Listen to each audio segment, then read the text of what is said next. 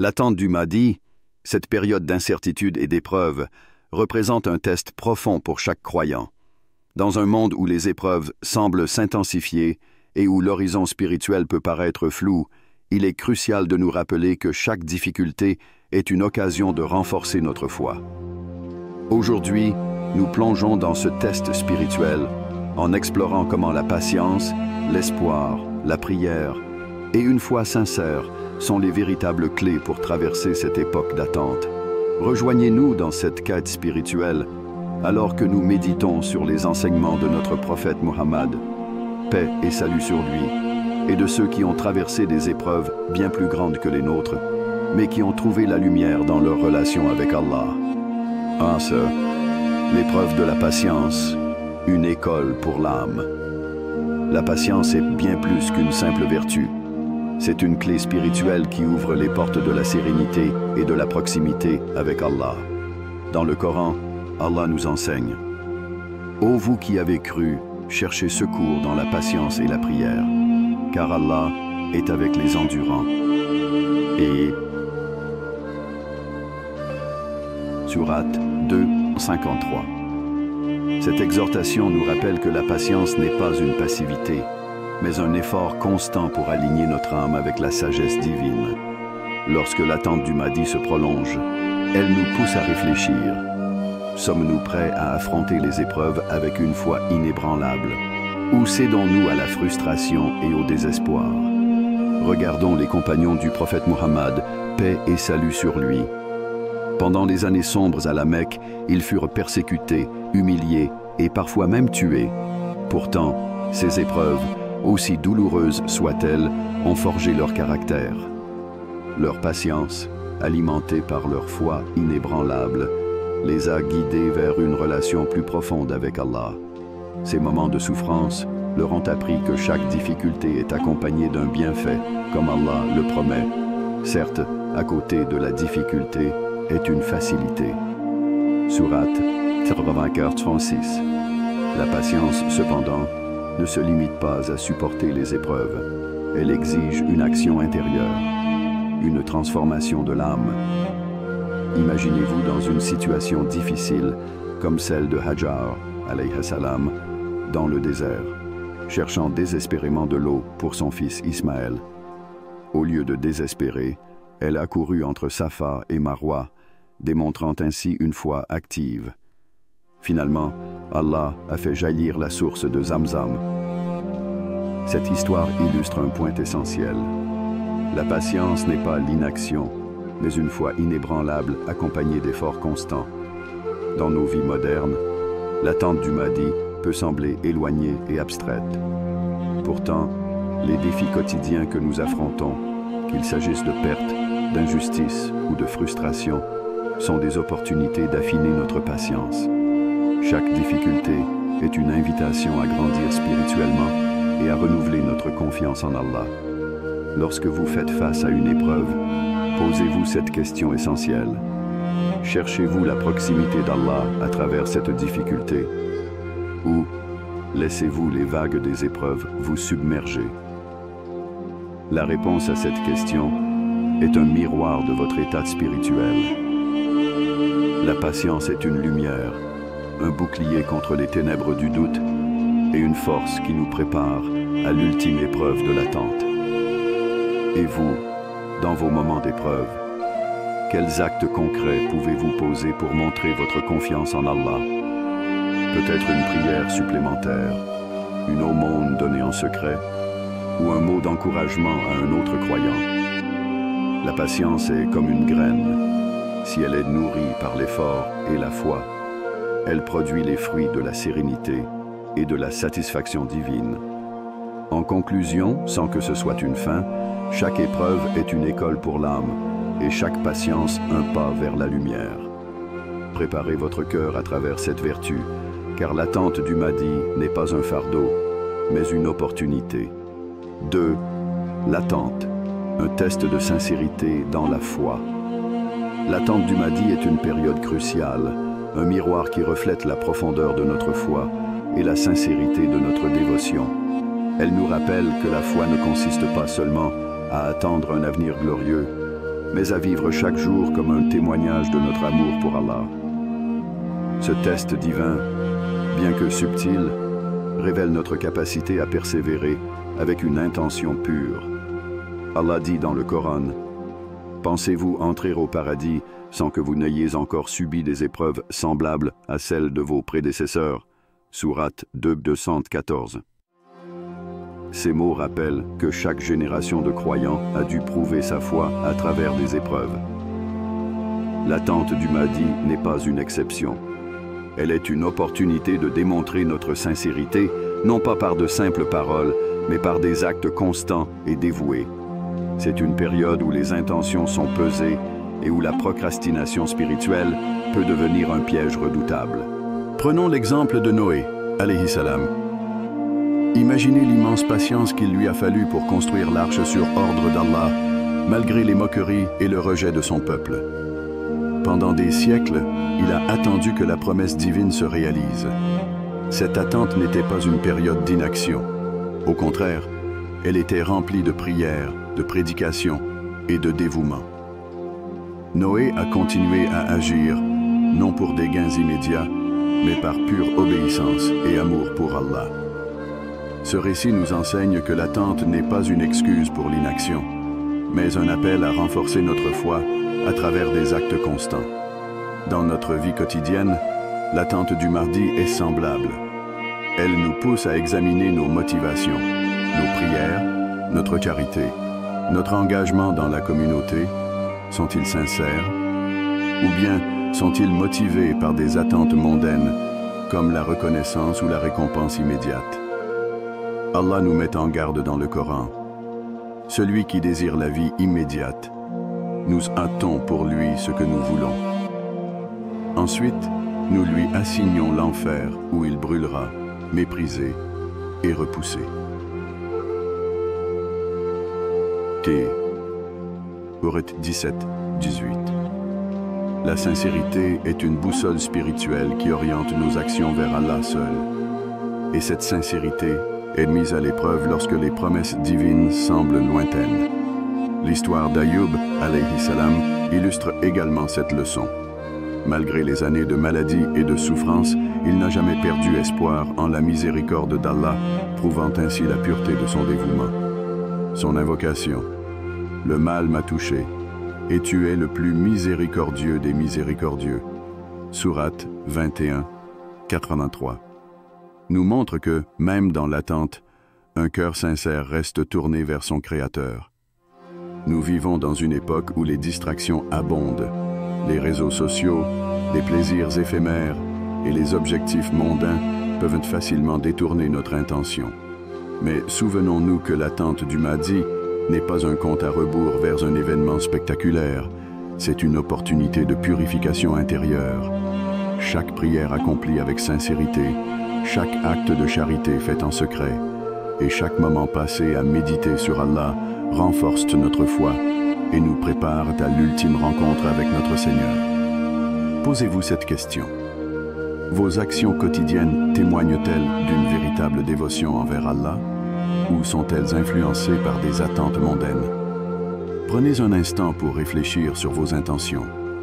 Peut-être est-ce le moment de réorienter votre cœur et vos efforts vers Allah pour que chaque acte devienne un pas vers lui. L'attente du Mahdi est un cadeau déguisé.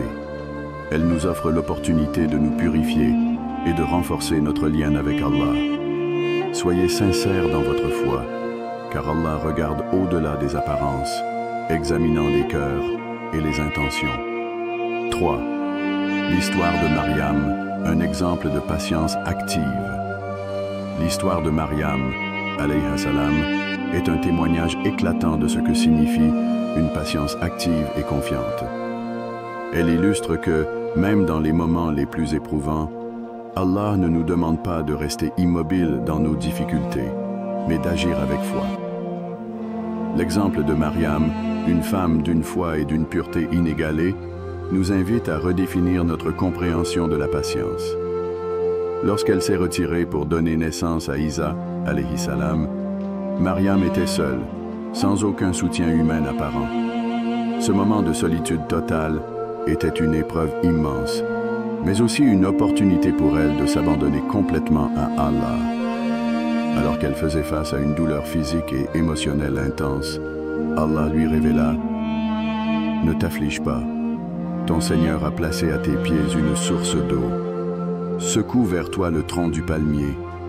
Il fera tomber sur toi des dattes fraîches et mûres. » Sourate 19, 24, 25.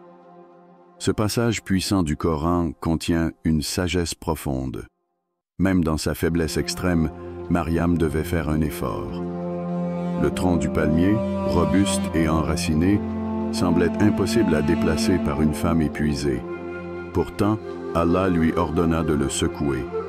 Pourquoi? Pour nous enseigner que, dans toute difficulté, l'effort humain, aussi modeste soit-il, doit accompagner la confiance en la providence divine. La patience active ne consiste pas à attendre passivement que les choses s'améliorent, mais à poser des actes concrets, même symboliques, en signe de foi. Les dattes fraîches qui tombèrent étaient une récompense directe de l'effort de Mariam, mais aussi un rappel qu'Allah répond toujours à ceux qui se tournent vers lui avec sincérité et effort. Prenons un moment pour réfléchir. Dans nos propres épreuves, comment appliquons-nous cet enseignement?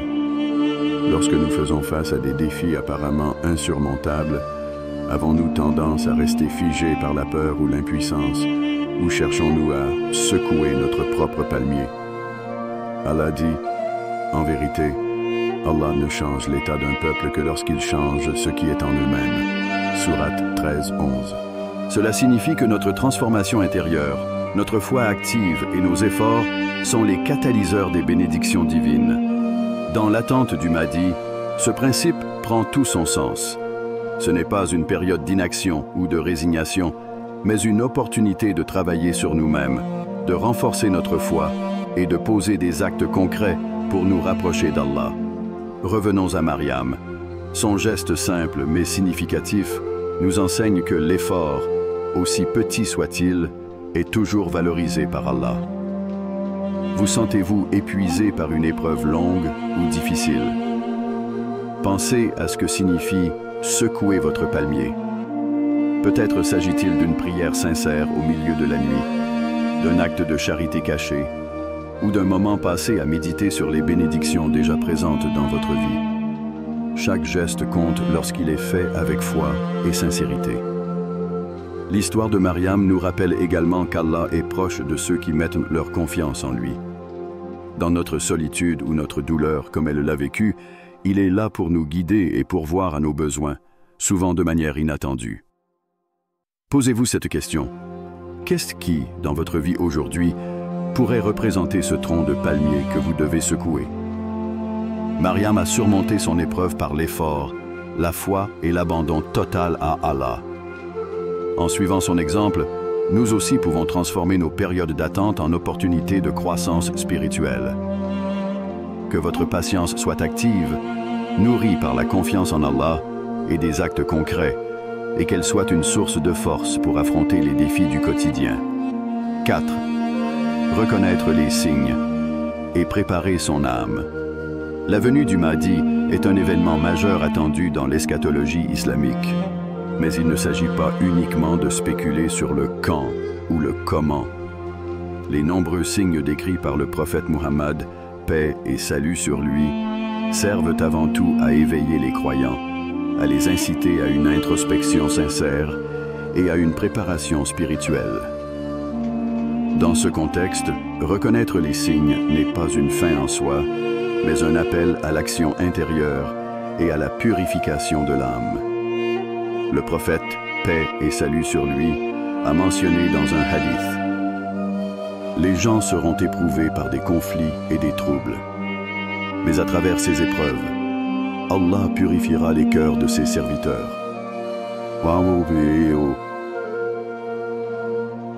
Rapporté par Ahmad. Ces paroles éclairent une vérité essentielle. Les turbulences et les épreuves qui précèdent la venue du Mahdi sont une opportunité divine. Elles ne sont pas là pour effrayer ou décourager, mais pour ramener les croyants à leur véritable essence, et les inviter à se rapprocher d'Allah. Chaque épreuve est une étape de purification, un moment où le cœur est mis à l'épreuve pour révéler sa sincérité et sa force. Dans le Coran, Allah nous rappelle que ce monde est temporaire et que les difficultés ne sont qu'un passage vers un objectif plus grand. Toute âme goûtera à la mort, et nous vous éprouverons par le mal et par le bien à titre de tentation, et c'est vers nous que vous serez ramenés. Oui. Sourate 21-35. Ainsi, les signes de la venue du Mahdi ne sont pas uniquement des éléments d'un futur lointain, mais des réalités qui doivent nous inciter à agir dès maintenant. Par exemple, lorsque nous voyons des injustices, des guerres ou des divisions dans le monde, cela doit être un rappel direct que notre rôle en tant que croyants est de nous préparer intérieurement à être parmi ceux qui soutiendront la vérité lorsqu'elle apparaîtra. Les signes comme rappel à l'action. Un autre hadith du prophète Muhammad, paix et salut sur lui, mentionne que, dans les temps de trouble, il y aura un manque de sincérité et une perte de foi. Viendra un temps où tenir à sa foi sera aussi difficile que de tenir un charbon ardent. Rapporté par Tirmidhi. Cette image puissante illustre la difficulté de rester ferme dans sa foi face à l'adversité. Pourtant, c'est précisément dans ces moments que la préparation spirituelle prend tout son sens.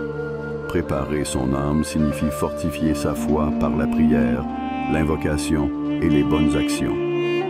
Cela signifie aussi purifier son cœur des maladies spirituelles comme l'orgueil, l'envie ou l'attachement excessif aux plaisirs éphémères de ce monde. L'importance de la purification du cœur.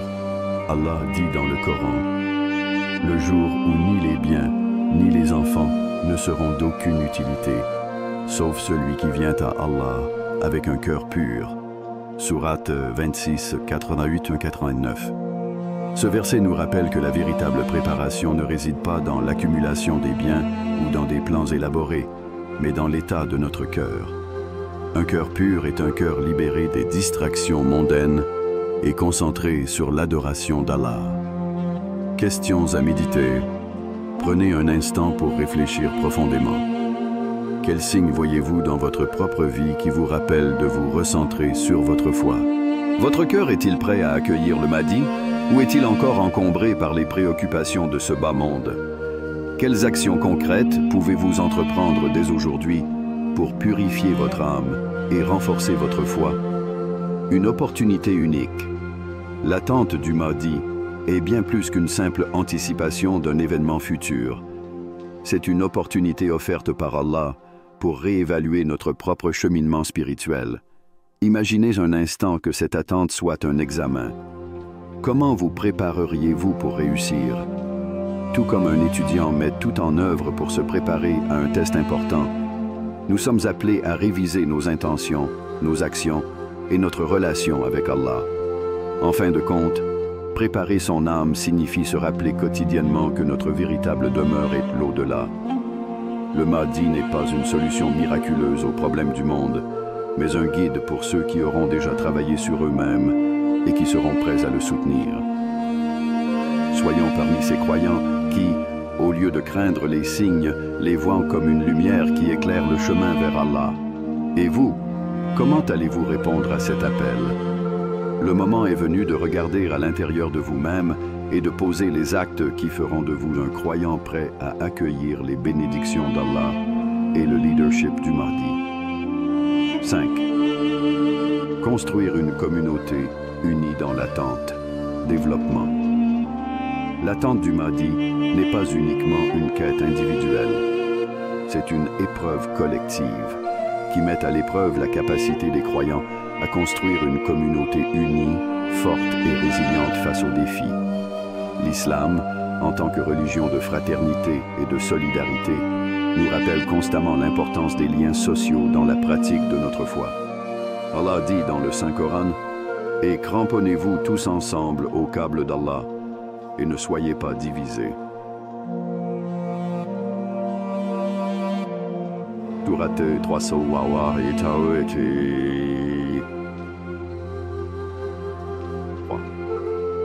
Ce verset est une injonction claire à maintenir l'unité au sein de la communauté des croyants. Il nous rappelle que face aux épreuves, une communauté unie est une communauté capable de surmonter les obstacles, de se soutenir mutuellement et de rester ferme dans le chemin d'Allah. Le rôle de la communauté dans les moments de crise. L'histoire nous enseigne que les périodes de trouble et de confusion peuvent diviser les croyants ou, au contraire, les rapprocher. Prenons l'exemple des Ashab al-Kahf, les gens de la caverne, mentionnés dans la sourate Al-Kahf.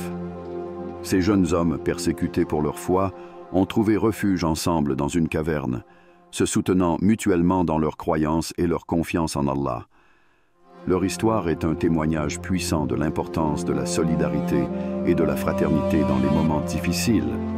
Allah dit à leur sujet, « Nous avons endurci leur cœur lorsqu'ils s'étaient levés pour dire « Notre Seigneur est le Seigneur des cieux et de la terre. Jamais nous n'invoquerons d'autres divinités qu'Allah. » Sourate 18-14. Ces jeunes hommes, unis dans leur foi, ont trouvé la force non seulement de résister, mais aussi d'inspirer les générations futures. Cet exemple nous montre que l'unité, fondée sur une intention sincère et une foi partagée, est une arme puissante contre les défis du monde. Cultiver l'unité dans nos vies quotidiennes. Le prophète Muhammad, paix et salut sur lui, a dit « Le croyant pour le croyant est comme un édifice dont les parties se soutiennent mutuellement. » Rapporté par Bukhari et Muslim. Ce hadith met en lumière l'interconnexion entre les croyants. Dans l'attente du Mahdi, il est essentiel de renforcer ces liens, non seulement avec nos proches, mais aussi avec notre communauté élargie. Voici quelques moyens pratiques pour cultiver cette unité. Organiser des cercles de rappel, réunir des croyants pour apprendre, réciter le Coran et se rappeler les enseignements du prophète, paix et salut sur lui. Encourager l'entraide, offrir un soutien aux membres de la communauté qui traversent des difficultés, que ce soit sur le plan financier, émotionnel ou spirituel. Promouvoir la réconciliation. Travailler activement à résoudre les conflits au sein de la communauté, en se basant sur la justice et la sagesse. Impliquer les jeunes. Tout comme les gens de la caverne étaient des jeunes, il est crucial de donner un rôle actif à la jeunesse dans la préservation et la transmission des valeurs islamiques. L'unité, une condition pour la venue des bénédictions. L'unité de la communauté est également une condition essentielle pour attirer les bénédictions d'Allah. Le prophète Muhammad, paix et salut sur lui, a mis en garde contre les dangers de la division et de la désunion, disant « Ne vous enviez pas, ne vous détestez pas et ne vous tournez pas le dos. Soyez des serviteurs d'Allah, unis comme des frères. » Rapporté par Muslim. En période de trouble, il est facile de se laisser emporter par les conflits internes ou les rivalités. Cependant, une communauté divisée est une communauté vulnérable. En travaillant à maintenir l'harmonie et en encourageant l'amour fraternel, nous renforçons non seulement notre lien les uns avec les autres, mais aussi notre lien collectif avec Allah. Une question pour réfléchir. Posez-vous cette question. Que faites-vous, à votre échelle, pour renforcer votre communauté et la guider vers Allah? Êtes-vous un élément qui contribue à l'unité? Ou laissez-vous parfois des différends ou des malentendus affaiblir les liens entre vous et les autres croyants? L'héritage de l'unité, l'attente du Mahdi, est une occasion de réexaminer notre rôle au sein de notre communauté. Tout comme les gens de la caverne ont trouvé refuge dans leur foi collective, nous devons trouver refuge les uns auprès des autres en nous soutenant et en nous guidant mutuellement. Imaginez une communauté où chaque croyant joue un rôle actif dans l'amélioration de la foi collective. Une communauté où les plus forts soutiennent les plus faibles, où les jeunes sont guidés par les aînés et où chaque action est accomplie avec sincérité et amour pour Allah. C'est cette vision que nous devons poursuivre dans notre attente, car c'est une vision qui prépare les cœurs et les âmes à accueillir le Mahdi et à suivre son leadership. 6. L'espoir, une lumière dans l'obscurité, développement. L'espoir est une force puissante, un phare dans les ténèbres qui permet aux croyants de continuer à avancer malgré les épreuves. L'attente du Mahdi, bien qu'elle soit marquée par des tribulations et des moments d'incertitude, est une source d'espoir incomparable pour ceux qui placent leur confiance en Allah. Ce voyage n'est pas exempt de défis, mais il est imprégné de la promesse divine que même dans les périodes les plus sombres, la lumière triomphe toujours. Allah dit dans le Coran, « Ne désespérez pas de la miséricorde d'Allah. » Qui? Sourate 39, 53. Ces paroles divines sont un rappel constant que peu importe la profondeur des difficultés ou la noirceur des épreuves, il y a toujours une issue pour ceux qui se tournent sincèrement vers leur Seigneur. L'histoire de Youssouf, alayhi salam. Un modèle d'espoir, l'histoire de Youssouf, alayhi salam, est l'un des exemples les plus éloquents de la manière dont l'espoir, accompagné de patience et de foi, peut transformer les épreuves les plus accablantes en bénédiction. Jeté dans un puits par ses propres frères, vendu comme esclave, puis emprisonné injustement, Youssouf aurait pu sombrer dans le désespoir. Cependant, à chaque étape de son parcours, il a choisi de garder foi en Allah, convaincu que son plan était parfait, même si les circonstances semblaient contraires. Finalement, Allah l'a élevé à une position de pouvoir et d'honneur, en faisant de lui un leader sage et juste, non seulement pour l'Égypte, mais aussi pour ses propres frères qu'il avait trahis. Cette histoire est une preuve que les épreuves ne sont pas des punitions, mais des opportunités d'élever notre foi et de raffermir notre lien avec Allah. Posez-vous cette question. Lorsque vous êtes confronté à des difficultés, avez-vous la même confiance inébranlable que Youssouf, alayhi salam? Croyez-vous fermement qu'Allah transforme les épreuves en bénédictions pour ceux qui lui font confiance? L'espoir à travers les épreuves. L'attente du Mahdi est marquée par des périodes de troubles et d'obscurité. Le prophète Muhammad, paix et salut sur lui, a décrit cette époque comme un moment où l'oppression et l'injustice seront répandues, où tenir à sa foi sera difficile. Il a dit « Viendra un temps où celui qui tiendra fermement à sa religion sera comme celui qui tient un charbon ardent », rapporté par Tirmidhi. Mais même dans ces moments, l'espoir reste la clé pour traverser ces épreuves. L'espoir n'est pas simplement une émotion passive, mais une action, un choix conscient de croire en la promesse d'Allah. C'est cette lumière intérieure qui nous pousse à continuer, à prier, à œuvrer pour le bien, même lorsque tout semble perdu. Le rôle de l'espoir dans la foi. Allah nous rappelle constamment dans le Coran que les épreuves sont temporaires et que la victoire appartient à ceux qui persévèrent. En vérité, avec la difficulté vient certes la facilité. Surat 4:4-6. Ce verset est une promesse qui apaise le cœur des croyants, leur rappelant que chaque période de souffrance est suivie d'une période de soulagement. C'est cette assurance divine qui nourrit l'espoir dans le cœur des croyants et leur donne la force de continuer à avancer. Questions à méditer. Prenez un moment pour réfléchir. Dans les moments de doute et de peur, qu'est-ce qui alimente votre espoir? Vous rappelez-vous que les épreuves d'aujourd'hui sont les étapes de votre élévation spirituelle demain? Avez-vous la certitude qu'Allah est toujours à vos côtés, même lorsque tout semble s'écrouler autour de vous? Trouvez l'espoir dans l'adoration. L'espoir ne peut prospérer que dans un cœur qui se tourne vers Allah. La prière, l'invocation et la lecture du Coran sont des moyens essentiels pour nourrir cet espoir. En méditant sur les promesses d'Allah et en renouvelant votre foi en ses plans parfaits, vous trouverez la force de surmonter les moments les plus difficiles.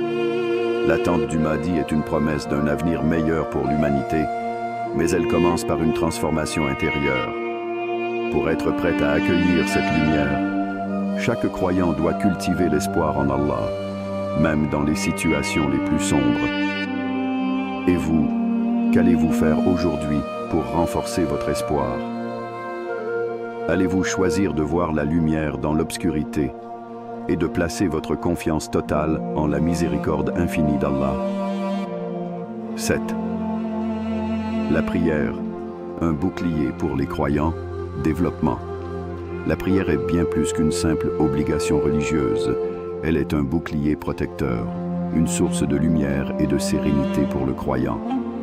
En attendant la venue du Mahdi, la prière devient encore plus significative, car elle est l'arme la plus puissante pour surmonter les épreuves et rester fermement ancré dans la foi. Le prophète Muhammad, paix et salut sur lui, a dit « La prière est la lumière du croyant. » Rapporté par Muslim. La prière comme source de lumière. Dans un monde rempli de confusion, de tribulation et de nuits sans fin, la prière est une lumière qui éclaire le chemin du croyant. Chaque acte de prière est un retour à Allah, une occasion de réaffirmer notre foi en sa miséricorde et sa sagesse. Lorsque nous nous prosternons devant lui, nous reconnaissons notre petitesse et la grandeur infinie de notre Seigneur. Cette humilité dans la prière est ce qui nourrit notre esprit et apaise notre cœur, nous permettant de rester résilients face aux défis de la vie, y compris l'attente du Mahdi. La prière, dans ses divers actes, de la takbir, dire Allahu Akbar, au taslim, salutation finale, nous fait revivre les plus hauts moments de connexion spirituelle avec Allah. Elle est la source de lumière qui éloigne les ténèbres de l'inquiétude, de la frustration et du doute.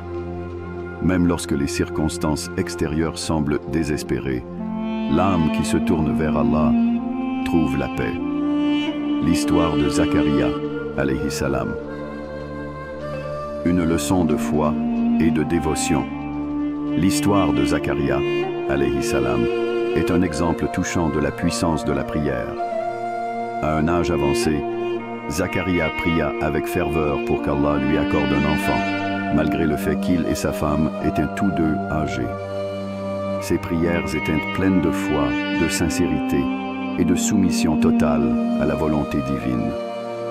Allah répondit à son invocation en lui offrant un fils, Yahya, alayhi salam, un miracle qui démontra la capacité de la prière à ouvrir des portes, même dans des situations apparemment impossibles. Zakaria, alayhi salam, nous enseigne que la prière n'est pas seulement une demande de ce que l'on désire, mais un acte de confiance totale dans le plan divin, un témoignage de notre soumission à Allah, quelles que soient les circonstances. La prière sincère est un appel à la miséricorde divine, un moyen de demander, de supposer et d'accepter que quoi qu'il arrive, la volonté d'Allah est la meilleure pour nous. La prière, comme bouclier contre les épreuves. L'attente du Mahdi, comme toute période d'incertitude et de turbulence, est remplie de défis. Mais le croyant qui trouve refuge dans la prière est protégé par un bouclier spirituel.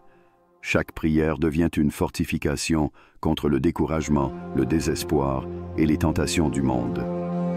C'est pourquoi il est essentiel, particulièrement en ces temps d'attente, de renforcer notre relation avec Allah par des prières régulières, sincères et pleines de dévotion. Le prophète Muhammad, paix et salut sur lui, a dit « Quand l'un de vous prie, il est en conversation avec son Seigneur. »